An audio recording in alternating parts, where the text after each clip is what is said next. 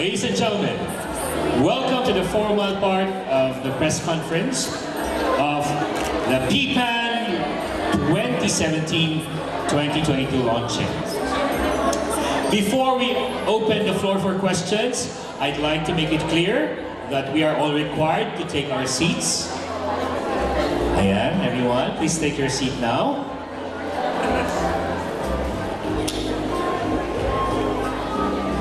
So, as we start, let's ask our panel for opening statements. Let's call on first.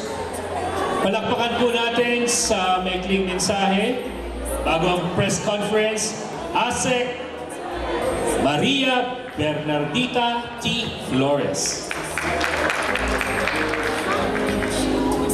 Thank you very much, Howell, and magandang umaga po sa lahat, especially sa ating mga kaibigan sa media at pati na rin po lahat ng mga kaibigan natin na nagbigay ng panahon para umattend dito sa ating napaka-mahalagang pagpupulong. Ang pagpupulong na ito na highlighted by the launch of the Philippine Plan of Action for Nutrition ay napaka-importante. Although simbolo at this time, but ang simbolo po ay may kaakibat na aksyon. At dito nakapaloob sa ating dokumento na Philippine Plan of Action for Nutrition, yung mga programa at mga proyekto na isa sa katuparan, especially ng ating mga pamahalang lokal, para maabot ang ating mga kababayang nangangailangan ng tulong. Hindi lamang po naman yung mga mahihirap, kundi rin po sa lahat na rin dahil meron din po tayong mga malnourished na hindi naman mahirap. So, maraming salamat po sa pagdating at inaasahan po namin ang kooperasyon ng lahat para po sa successful implementasyon ng ating Philippine Plan of Action for Nutrition. Maraming salamat po ulit. At maraming salamat din po, ASEC Bernie Flores. Kayo po naman, Yusek Hervilla. Magandang umaga po sa lahat-lahat nating mga kaibigan sa media at sa ating mga guest ngayong araw na ito. Maayong aga. Ang DSWD naman ay very supportive sa plano natin para i-eradicate yung malnutrition sa ating mga kabataan, where in fact yung bagong programa ng departamento natin sa supplemental feeding ay last year isa lang na meal ang binibigay ng ating departamento sa ating mga daycare children. Pero sa ngayong taon na ito ay magiging 2 na po ang feeding program na ibibigay natin sa ating mga kabataan, lalo na yung merong problema sa malnutrition. So isa itong pagpapakita na ang departamento natin ay talagang seryoso at determinado para lutasin at wakasan itong problema ng ating malnutrition sa ating pamayanan. Magandang umaga. Salamat po, Yusek. Ngayon po naman ay si Yusek Pascua. Ganda pong kulang pa. Ay, ko na.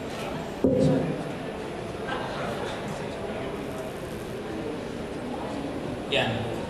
Magandang umaga pa. Sabihin ko sanang tanghali, ngunit kayo'y magtatakbuhan para kumain na pagtanghali. Ngunit kami natutuwa at maganda po ang pasimula nitong programa ng National Nutrition Council.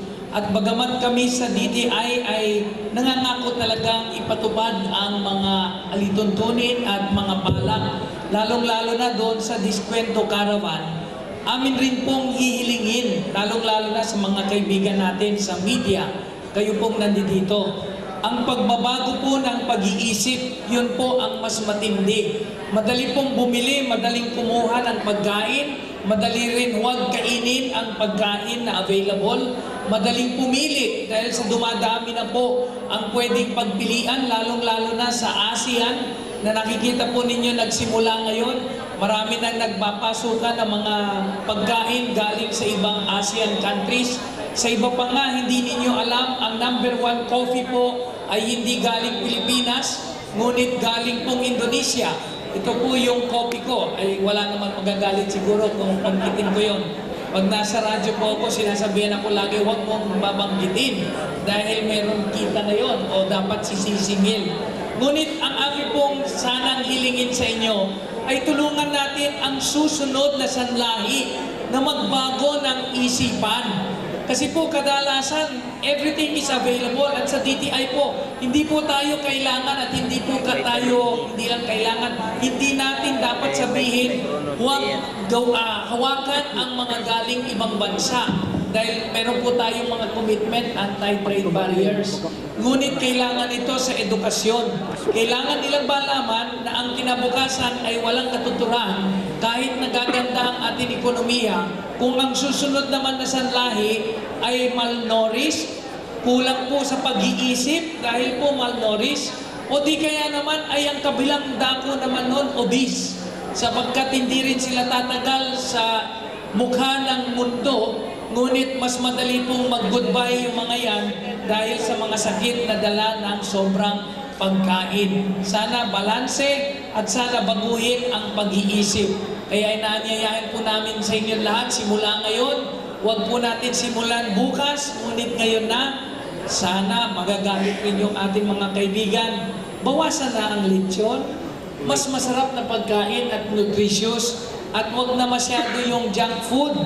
Pati na rin yung mga soft drink, magagalit rin sa atin yung mga soft drink makers. Ngunit ito po yung may katuturan sa kinabukasan. At ang pagsingil po sa atin, yon ang mahirap. Kasi hindi po natin mababago ito ng 1 taon, 2 taon o kahit na 3 taon. Matagal po itong babaguhin kung hindi tayo gagalaw sa ngayon. Maraming salamat po.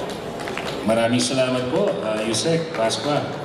So, the DOH Regional Director for Western Visayas. Wala po ngayon. So, ngayon po, I see Director Mario V. Capanzana naman. Maraming salamat at magandang tanghali na po, atas 12 na sa lahat. At kami po ay katuwang ng National Nutrition Council sa pagbalangkas ng ating Philippine Plan of Action for Nutrition. Ito po ay isa sa mga pinag-usapan, pinag-aralan at base sa siyensya ang mga datos na ating pinakita at nakikita natin at ngayon, lalong-lalo na po yung ating malaking challenge ay yung pong nasa ikatlong panel ngayon, yung objectives. It is medyo po napaka-importanting malaman natin na nakikita natin ang mga numero na dapat nating tugunan sa loob ng 6 na taon. At nakikita din natin na pag hindi tayo kumilos ngayon, lalong-lalo na sa ating mga pagbibigay ng tamang nutrisyon sa mga magbubuntis at buntis, maaari nating hindi matugunan ang ating target, particularly yung ating stunting. So, kami po ay nananawagan, maroon po tayong mga programs, mga models na nakita natin at napatunayang nag-work, sama-sama po nating tugunan ang ating kampanya para masugpo ang malnutrition sa 2020 at maging bahagi tayo ng daigdig na nagpo-contribute sa pag-unlad ng nutrition sa buong mundo. Maraming pong salamat. Maraming salamat po, Doc Mario. At kayo po, si ASEC Gloria M. Tango or Tango. Tango po ba yun? Tango po, Tango, saya. ayan, saya. Saya. Okay. So, magandang tanghali sa ating lahat. Now, sa part ng Department of Labor and Employment, I think everybody is very familiar with the saying, a healthy worker is a productive worker. So, sa part ng Department of Labor and Employment, kung titingnan natin doon sa plano, doon kami nakatoka sa mga workers in the workplace na dapat sila healthy. So, sa ngayon, we have an existing program sa Department of Labor and Employment. We call it as the Family Welfare Program na may 10 dimensions. Ang isang dimension doon nakatutok sa nutrition. However, we should not only be looking at the current workers because sabihin nila, na-mention kanina, kung yung mga bata ngayon may stunted growth, ito din yung future na mga manggagawa. Kung yung mga future na manggagawa, malnourished, paano sila maging globally competitive? Because we have to compete also with the workers of other countries. So kaya, ang tutok namin is hindi lang sa current na mga workers na nasa mga workplaces, but we will also help in advocating na yung mga papasok na mga manggagawa are also healthy in order that they will become globally competitive. Wow, that's true. So maraming salamat po, Asik Gloria Tango. At syempre po, sabi kanina, the power of the purse. Ayan, si Representative Emily Asuncion po. Sige, dagdag ko na lang po, ina-appreciate ko talaga na maging bahagi ng pagtitipon ito at yung pong seryoso po, yung pinamahagi nilang plan, yung nakalagay doon. At ang isang malinaw doon, yung objective realities na hinaharap talaga na ngayon na dapat pagtulong-tulungan natin. Nakahanda na lang po akong sumagot kung may katanungan. Akala ko nakahanda kayo magbukas na ng pitaka ngayon. Oo, pwede, di ba? At ang mga congresspersons natin. Maraming salamat po. So again, big hand for our panelists. And now we officially begin the Q&A portion. Alam natin, kahit sa mga beauty pageant, ito ang inaabangan eh. So, get ready, members of the media. Are you now... okay, so let's start off with the girl in blue, lady in blue. Okay, I'm Ruth Palo Dumandan, Nea Aguila Once from Region 11, Davao City. I'd like to ask anyone, Secretary Pauline Ginobial earlier cited or setting a target reduction of stunting incident in the Philippines from 33.4% to 21%. How do we achieve this target? Kasi sabi nga ni Secretary Ubial, dapat sa barangay, zero incident. Is it, ma'am or sirs, achievable? Thank you for your question, ma'am. So, it will be answered by ASEC, Early Flores. Napakataas talaga, ambisyoso talaga yung target. And we will try to achieve that with great effort. Kasi unang-una, we would have to reach almost all pregnant women and even women before they get pregnant so that they will be healthy and well-nourished before they bear a child. Kasi doon nagmumula yung stunting. A malnourished mother will bear a malnourished infant. And while the child is in utero, nasa loob pa yan ng tiyan, siya rin ay pwedeng maging malnourished kung ang nanay ay either very poor, walang makain, ang nanay ay below 19 years old or adolescent, pregnant woman, at walang naabot na maayos na pag-aaral. Yung tatlong factors na yon could make her a nutritionally challenged pregnant woman. Kaya siya mismo hindi kaya yung kanyang daladalang nutrients para ibigay dun sa fetus na na-form sa kanyang katawan. At pagka nanganak siya, posible pa siyang maging under or low birth weight. Kaya nagsisimula doon ang stunting. Ang importante, yung hindi natin nakikita physically, yung mental development. Hindi niya ma-achieve ang potential niya for mental development kung siya ay stunted. So it's very important na all services due to a woman, adolescent man siya or a grown adult woman, who will be or who is reproductive, ay mabigay. And this include micronutrients, yung iron in particular sa pagbubuo ng dugo as well as nung kailangan ng growth ng kanyang bata. Mismong siya nangangailangan ng iron para hindi siya hemorrhage pag nanganak. Kailangan niya ng pagkain. Ito yung hindi natin nagagawa ever since ang pakainin ang mother na buntis. Ang mother sa Pinas ay least ang kinakain, pinakakonti sa pamilya, pinakakonti at pinakahuli. Least and last kumain. Pag nakakain na si mister, pag nakakain na lahat ng bata, saka siya kakain. Especially sa mga pobre na community. So, napakalaking challenge yung i-prevent or i-decrease ang prevalence ng stunting. Kaya kailangan hindi lamang ng health sector, kundi ng agrikultura para nandyan ang pagkain, ng trade para madala yung pagkain doon sa merkado, ng employment para may kita yung pamilya para makabili.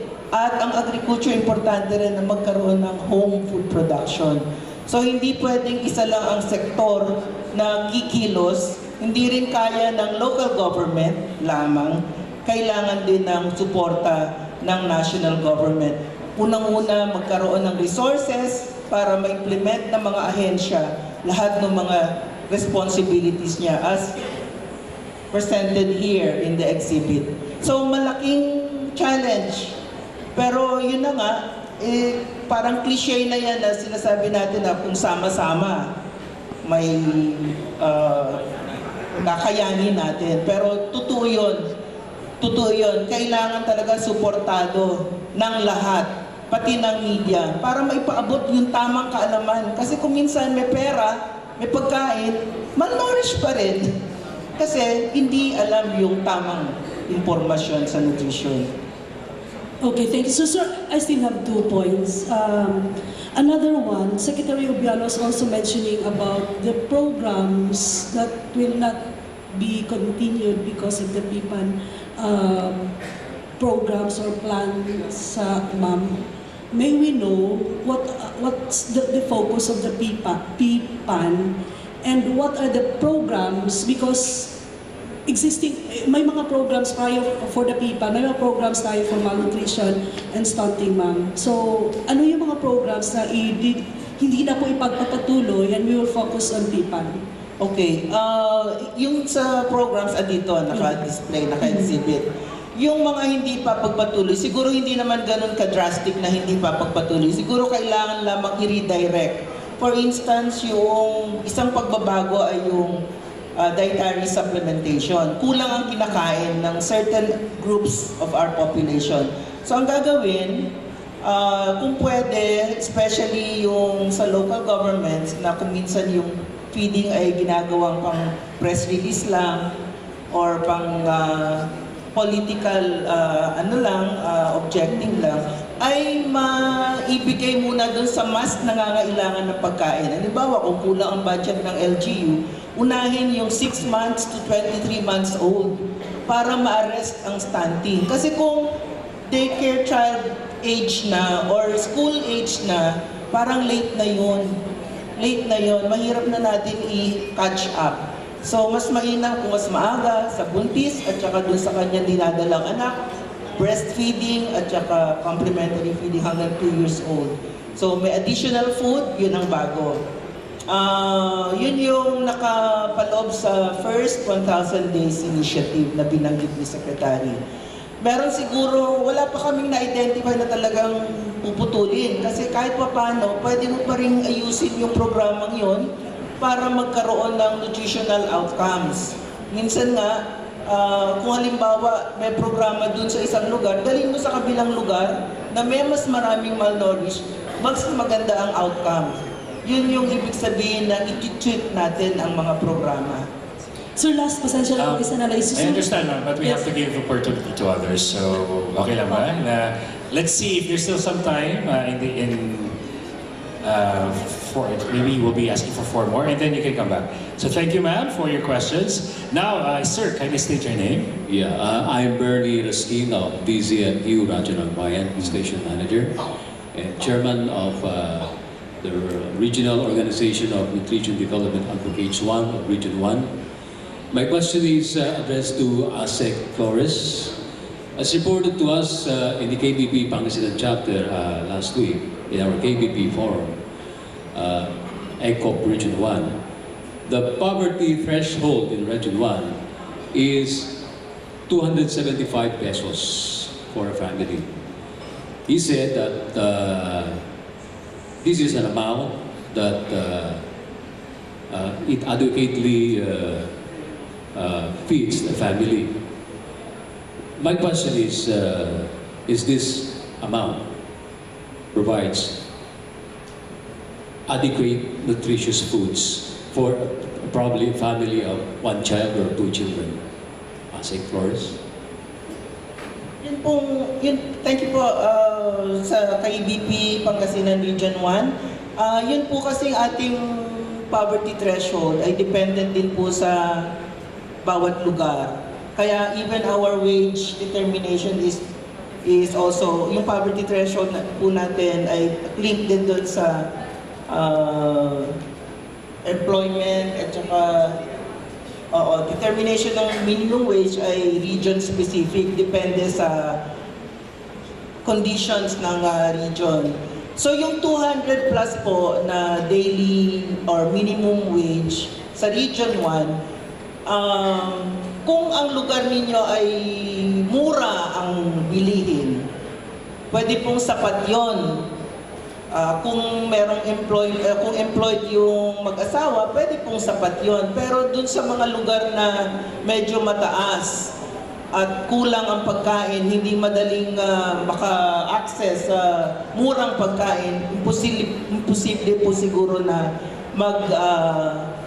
maging enough yun. For instance, in Metro Manila, parang 400 plus ang minimum wage. Kasi lahat ng gamit sa Manila, lahat ng pagkain, kailangan bilhin.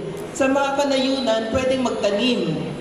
At nakakabawas po yun ng food budget. So, mas konti ang gagastusin natin sa pagkain. So, posibleng enough yung maliit na sweldo na yun sa pang-araw-araw. Ayan, maraming salamat po, Asik Bernie.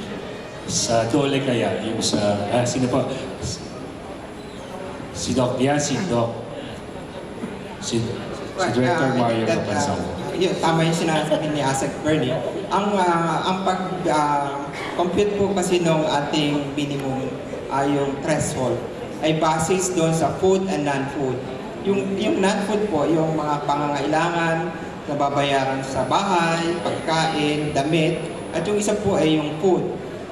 Yung food po ay pinocompute yung nutritionally adequate menu na nagiging basihan na pagbigay ng tamang nutrisyon doon sa ating mga kababayan.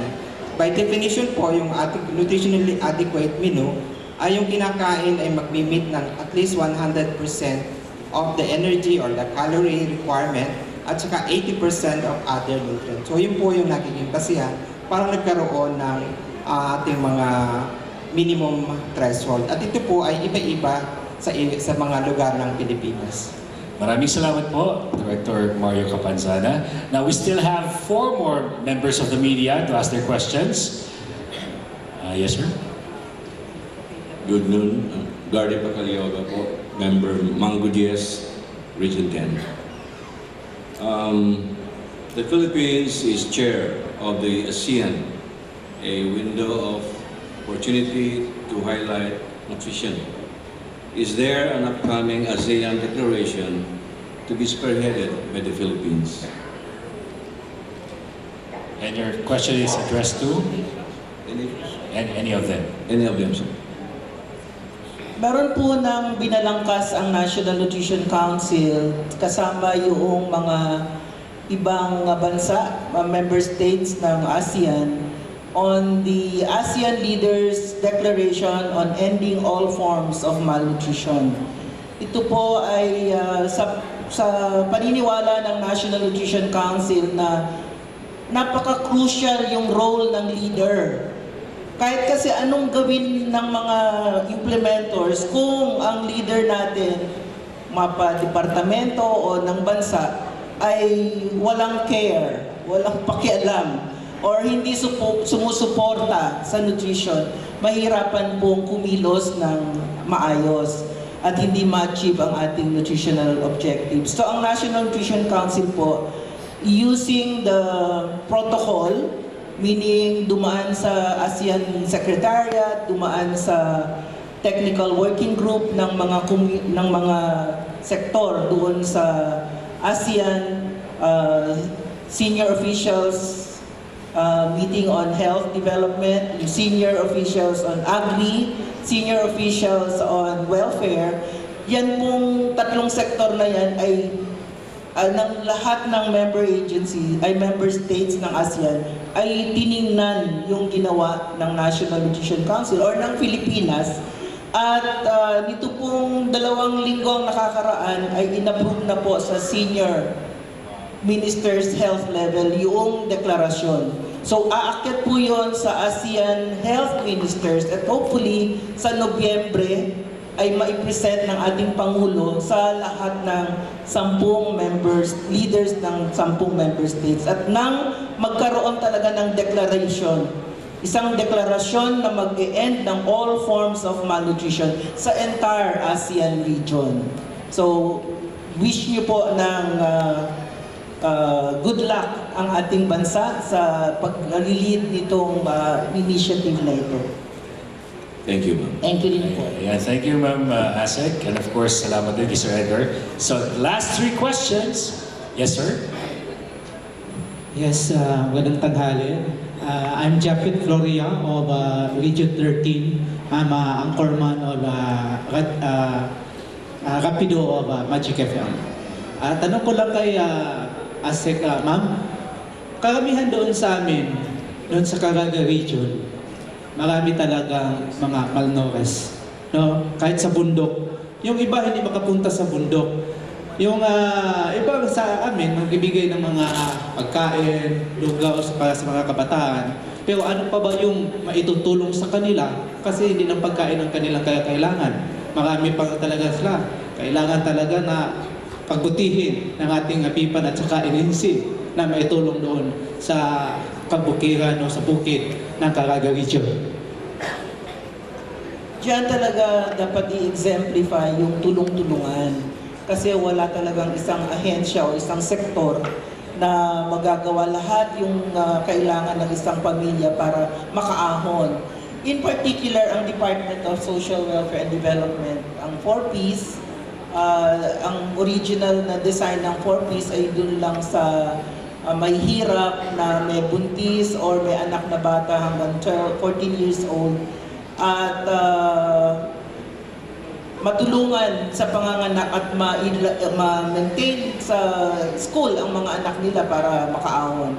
Pero over the years, nag-modify ang 4Ps, nasamahan ng livelihood, sustainable livelihood, tinarget din yung mga IPs, kaya even yung mga pamilya na nasa lansangan nakatira, kaya nagkaroon tayo ng modified conditional cash transfer.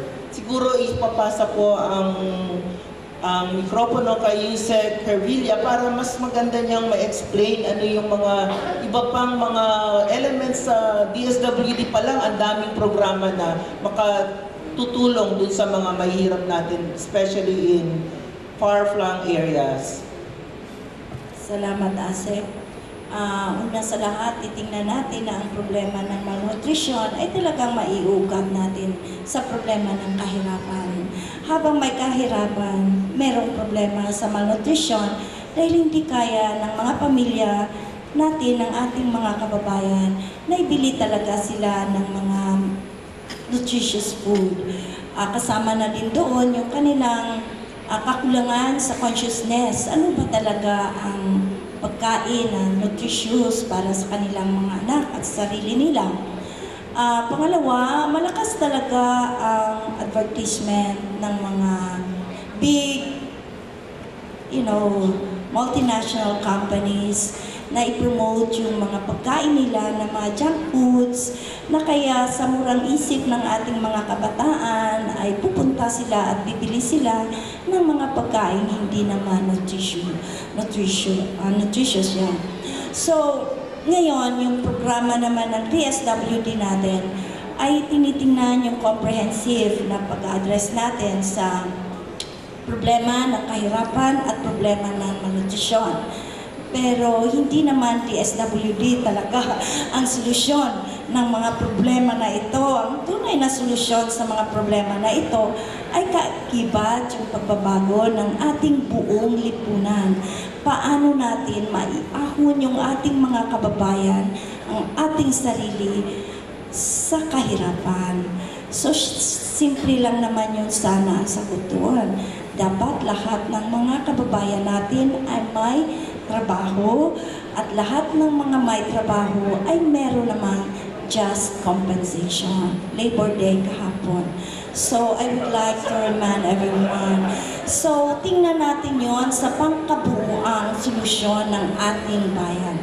So, ang DSWD naman at ang ibang ahensya ay nagkakaroon tayo ng parang stopgap measure, while ang buong gobyerno natin ay talagang dapat magkaroon ng patakaran at mga pulisiya na dapat magbibigay kalayaan sa atin laban sa kahirapan. So yung DSWD, sabi pa ni Ase kanina, meron tayong 4Ps.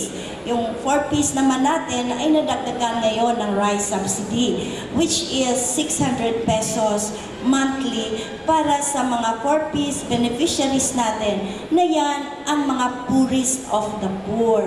So kung may problema man yan sa exclusion and inclusion, it's another issue that we have to deal with. Pero as a program, para ito talaga sa mahihirap nating mga kababayan na maiahon sila pansamantala dahil pantawid yan. Hindi yan ang tunay na solusyon sa kahirapan. Pantawid nga eh. So pantawid sa kagutuman, pantawid sa kahirapan. So dinagdagan ng 600 pesos monthly for the rice subsidy of our 4Ps. Ito namang ating mga social pension, yon sa ating mga senior citizens, meron naman tayong 500 pesos a month. That is, merong malaking, hakbang. Kasi last year, 60 and 70 years old lang ang pwedeng mabigyan. Ngayon, last year at ngayon, pinapana sa 60 years old. Ibig sabihin, 60 years old and above, magkakaroon na ng social pension, which is 500 pesos a month. I know niya. Pati PWD natin, meron na tayong 20% na discount. At the same time, exempted na sila sa value-added tax. So, yun. Yung ating supplemental feeding, sabi ko kanina, that is only supplemental. That is not the basic meal. Kasi ang basic, breakfast, lunch, at saka dinner. Pero itong supplemental, on the assumption na yung pamilya ay pakainin niya yung anak niya ng breakfast bago pupunta ng daycare. The problem is, dahil balik tayo sa kahirapan, yung mga nanay natin doon na lang sa supplemental feeding. Pagdating sa daycare, yung iba hindi nakakain. So, babalik pa rin tayo sa cycle of poverty. But anyhow, meron tayong supplemental feeding na dati last year, 1 meal lang. Pero ngayon, dinagdagan ng additional 1 meal para makumpleto na. Para kung hindi siya makakain doon sa bahay niya ng breakfast or lunch, meron na dito sa daycare. So parang masaya na rin yung mga nanay natin dahil kahit pag-uwi nila wala silang lunch, nakakain na sila sa school. So ano pa? So marami pang mga programs si DSWD, yung Sustainable Livelihood Program natin, na pwede tayong mag-apply as a group at magkakaroon ng 10,000 pesos as capital seed para sa mga talagang mahirap at walang income. So maggrupo sila doon at they will have to apply for project proposal sa ating departamento, sa region, at paano sila magkakaroon ng capital seed grant for their microfinance and training. So yon. At marami pa, yung mga emergency shelter assistance natin, assistance to individual in crisis situation, pwede tayong gamot. So may libreng gamot na tayo ngayon pupunta kayo sa mga pilot hospitals natin, government hospitals, libre na yung gamot nyo. Basta, dyan kayo. Kung may mga medicine na kinakailangan kayo, punta lang kayo ng DSWD at sa mga pilot hospital. So all in all, yan ang mga programa natin sa department na in a way or another, nakakatulong sa pamilya paano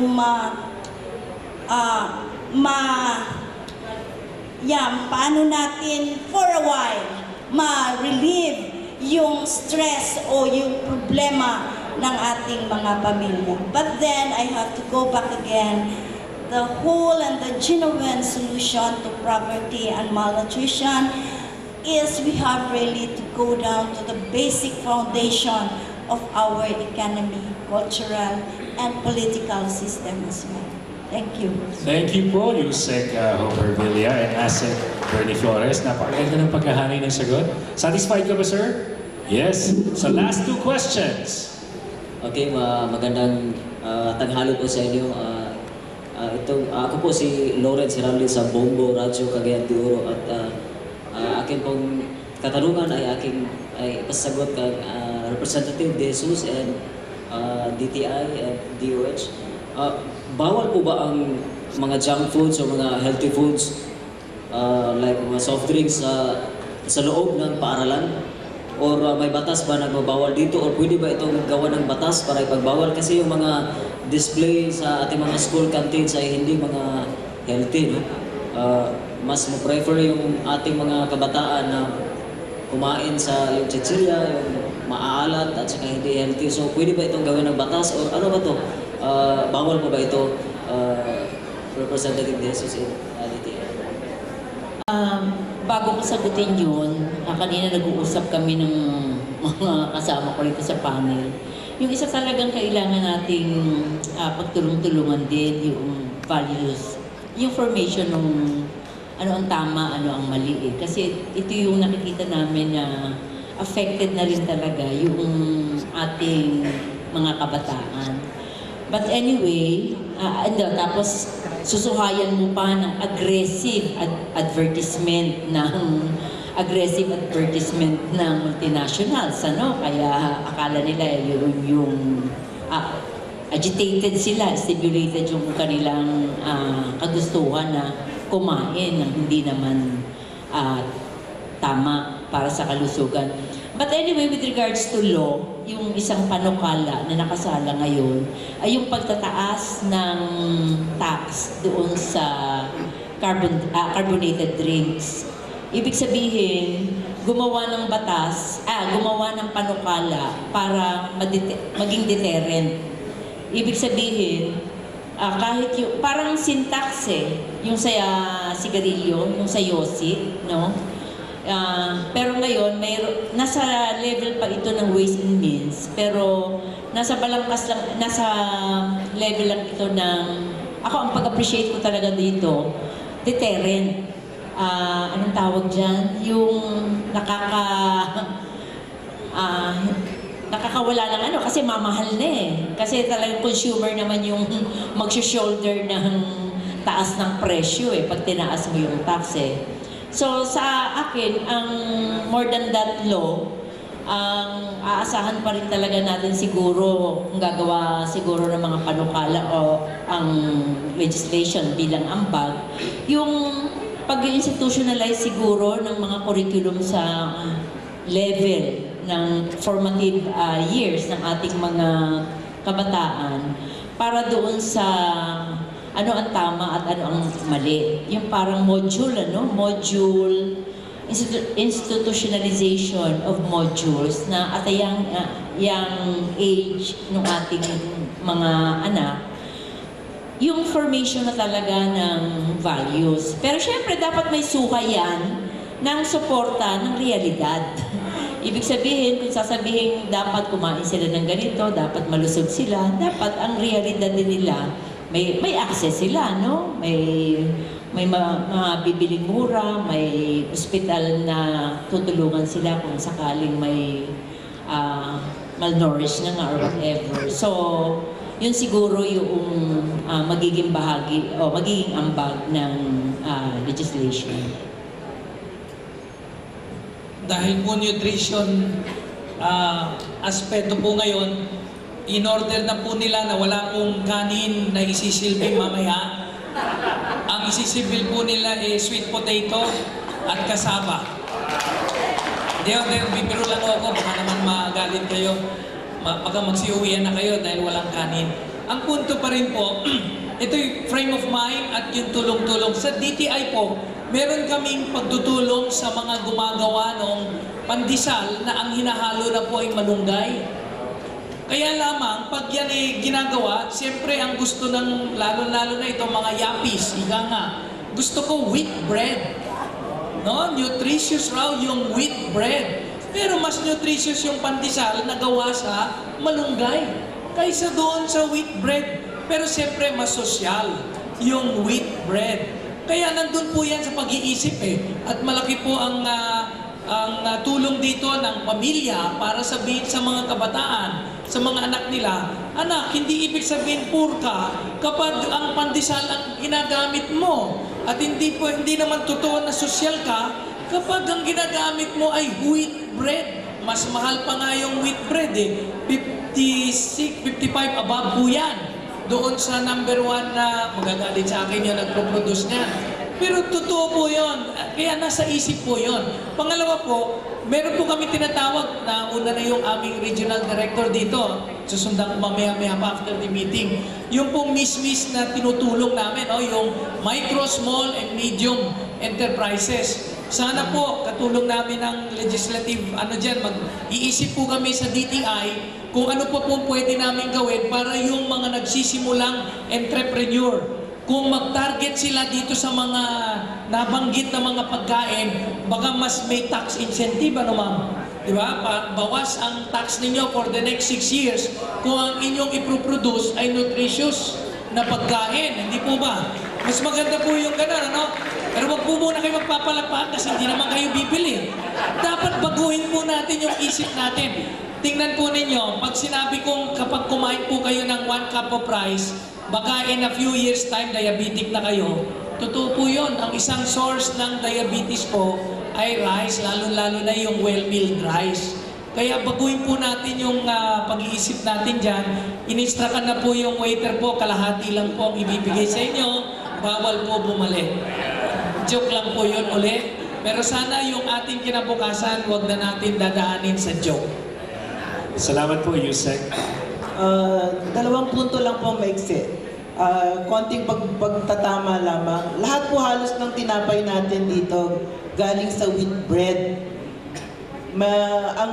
Ang pagkakaiba lang, yung pandesal na may malunggay, dinagdagan lang po ng malunggay powder, pero ang base pa rin po niya ay wheat flour.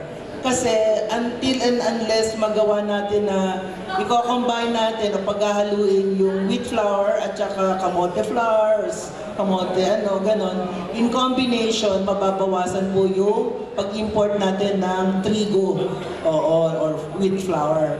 Pero based po talaga yun. Hindi po aalsa yung mga yung mga flour kung hindi kasama ang gluten na nasa wheat. Okay, so pangalawang punto po, meron pong pinalabas at pinirmahan ng ating Secretary of Department of Agriculture, si Professor Briones. Sir, yung nagtanong, Sir, makinig ka. Sir, makinig ka po. Region 10. Hindi siya nakikinig. Sinasagot ko po ang tanong mo na meron ng pinirmahan nito lamang February ang ating pong butihing Secretary of Education, Professor Briones, ng isang circular MC number 13, series of 2017, na nagbabawal ang pagtitinda ng sugar sweetened beverages sa lahat ng eskwelahan. Bawal din po yung pagsisilbi ng sugar sweetened beverages o yung mga cola sa pagmi-meeting ng mga teachers and school officials. So, marami na pong nagagalit ngayon sa DepEd kasi ini-implement na nila yan seriously. So, hopefully sa tulong din ninyo ng media, Medyo kalampag-kalampag lang. Oo, para matulungan natin din ang mga officials ng DepEd na ma-push itong implementasyon itong circular na to. That is also in recognition of the fact that even young children are starting to become or to have high blood sugar levels. So dahil po yan sa dala ng pag-inom ng soft drinks almost 3 times a day or even higher. So yun po ang maiksing sagot dun sa tanong namin. Wala lang pong batas yun. It's an administrative issue, and so the DepEd is supposed to implement it and enforce it within the school system. Maraming salamat po, ASEC and USEC. Ayan, so, at kay Representative. So, ito po, gusto namin i-accommodate lahat ng questions, pero alam ko kumakalam na ang mga sikmura nyo. So, we're down to just 2 questions from Sir Ray and Sir Rod. Ayan. Yes, magandang tanghali po sa lahat, especially kay ASEC Bernie. So nice to meet you in person, ASEC, kasi nakapagiging ko lang po yung tinig sa Radyo Sira doon sa amin sa Bicol via One Nation, One Nutrition program natin. Anyways, my question, ASEC, is that meron po ba tayong espesipiko at komprehensibong pag-aaral in the past na nagpapatutuo na yung mga previous programs natin sa NNC, sa DOH especially, naging epektibo. So much so that before we, siguro, I don't know, because the likelihood that yung mga programa kasi ng karamihan na big problems na na-face ko during my discussions with agencies of the government, maraming mga programs na nai-implement ang ating mga agencies. Unfortunately, there is no trace-back research or study to that effect that would fully support that this program had been in fact effective or not. So, ang tanong ko, ASEC, ito bang ating mga previous programs with the NNC, in particular, naging epektibo po ba? Meron ba tayong pag-aaral to that effect? Thank you. Meron po tayo ng comprehensive review or evaluation of the entire nutrition program 30 years ago. Probably late 80s. Oo. Kasi mahal po mag-evaluate nung buong programa kung gusto niyo yung buong Philippine Nutrition Program. Pero may mga program evaluation, yung mga elements or components of the program. Halimbawa, breastfeeding, halimbawa, food supplementation. May separate po na program. Pero kung titingnan niyo yung kabuuan, wala pa pong ginawa except yung naunang programa by SGV. Kinomission po namin ang CICIP Gores and Velayo to do that comprehensive evaluation. Now, yung mga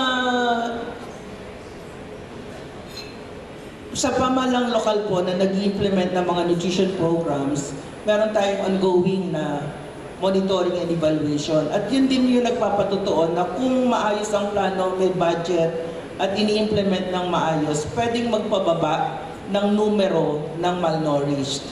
Pero yun po ay patsi-patsi, meaning hindi lahat ng LGUs ay suportado ang nutrition, hindi lahat may budget. Kaya pag nakikita mo, pag in-evaluate mo sila against each other, merong mga nag-shine, nag-rise up to the challenge, pero mas marami po yung nandun sa baba.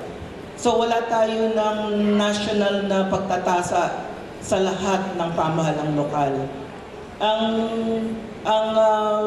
Ang mahirap po dito ay iba-iba naman yung kanilang resource base.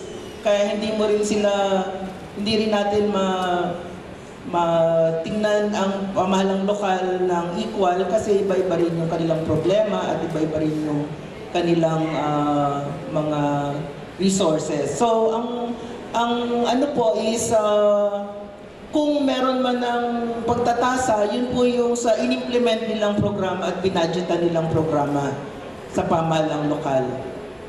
National, wala po, pero yung mga other national programs, individually ay na-i-evaluate. Okay. Ayan, maraming salamat po, ASEC. Si Doc.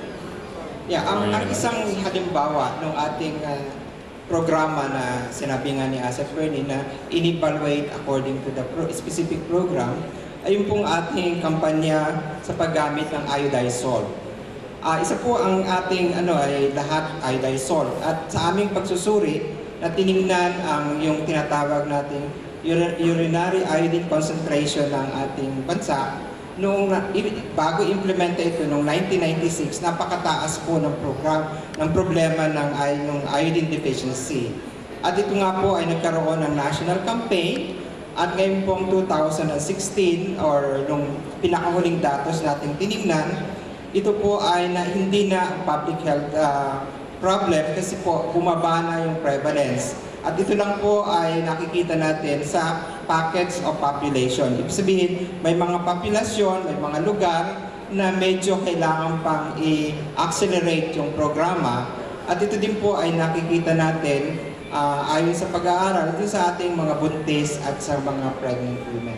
So ito po ay isa sa mga national program na nakakita natin ng magandang katugunan. Ang isa po din ay yung ating yung fortification na pagbaba ng anemia prevalence. Nakita po natin yung ating datos na nung una, lalong-lalo na dun sa mga bata, ay 6 out of 10 yung ating prevalence. At sa ating supplementation program ay ayon din sa pag-aaral, i-attribute doon sa programang ating mga supplementation at food fortification. Bagamat may mga bahagi ng mga population na nangangailangan na strengthen pa, ito po ay nagpapakita na may programa tayo that really works and helps improve the nutrition situation. So yun po yung mga ibang mga pag-aaral na ginawa dun sa ating mga ayon sa food fortification. Maraming salamat po, Dr. Mario. Ngayon po naman sa pinakahuling katanungan sa hapong ito. Ayan po. Yeah, thank you so much, sir. I'm Reyes Pai from Region 8, Himsugotso. Kanina, sinabi sa atin ng ating presidente ng Los Diwin Federation ng mga PNS, how important they are sa programang nutrition. They are the courier, no? The messenger of the nutrition programs. And we talk about legislation also with Congresswoman Amy. Tanong ko lang, Madam Secretary Asek Flores, kumusta na po ba ngayon yung Magna Carta for PNS? Ano po ba yung update dito?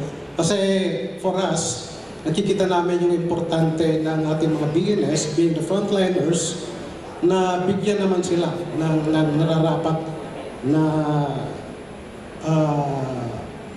bigyan ng hinihingi nila through the Magna Carta.